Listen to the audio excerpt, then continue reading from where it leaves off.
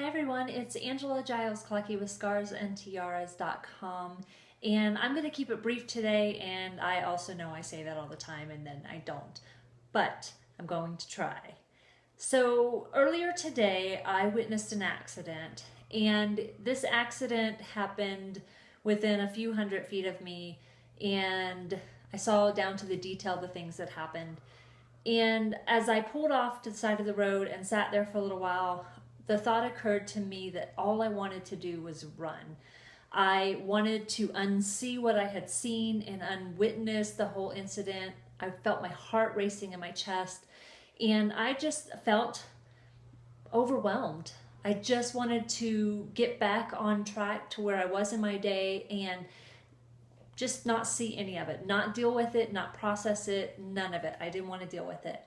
And that really got my thoughts turning to what it's like to be the person who hears your story or witnesses your abuse or in some way is related and knows about your abuse but maybe doesn't do anything.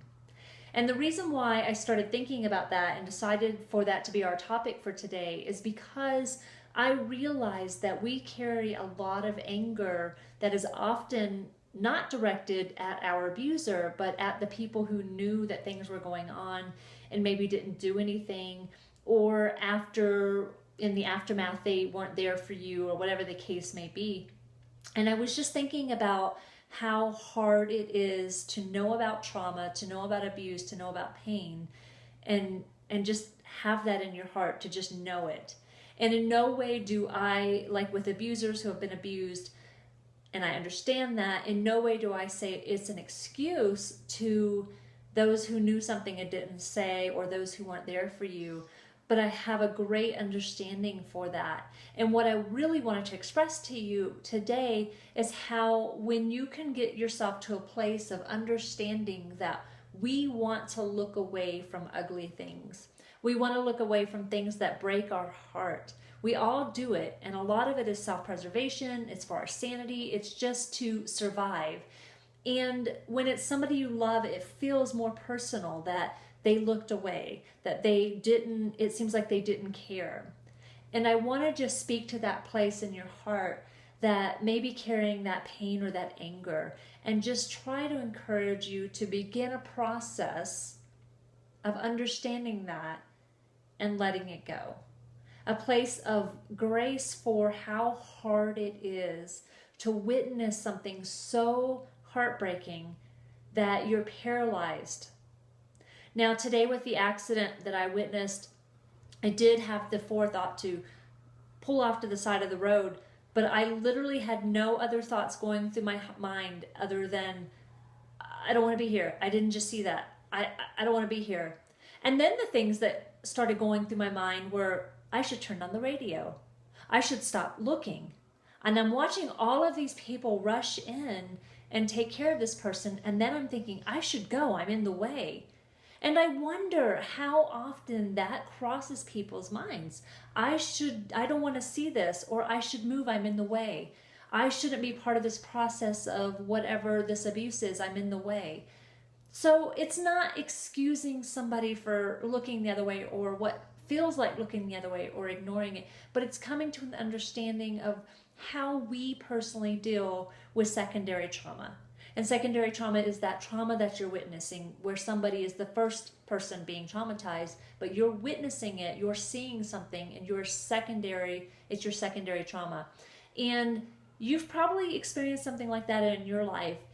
And if you think back and really process those feelings, you'll come to see that there were probably times when you just wanted to run and absolutely unknow that information.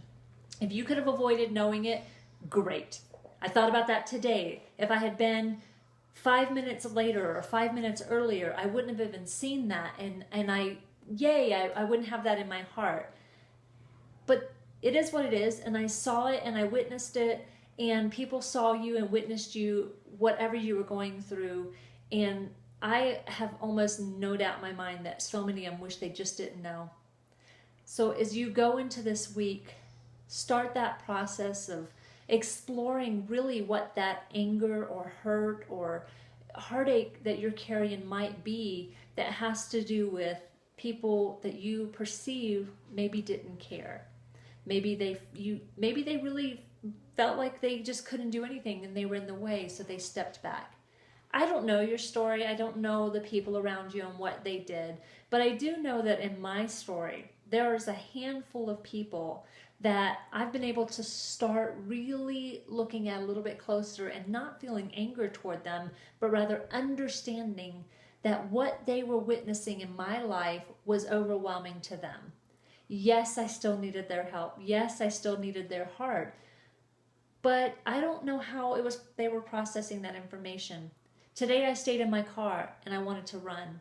How many times did they stay in the car and want to run? I don't know. Take it into this week. Explore the idea. Maybe it doesn't pertain to you at all. Great. But if it does and this resonates at all with you, let me know. And, I know many of you just love to just reach out to me privately, and I completely understand that. You're always welcome to do that. But if you want to leave a comment publicly for others to be able to explore and have a conversation about, that's perfect too. I will see you next week at scarsandtiaras.com. I thank you, as I always do, for joining me. Bye-bye.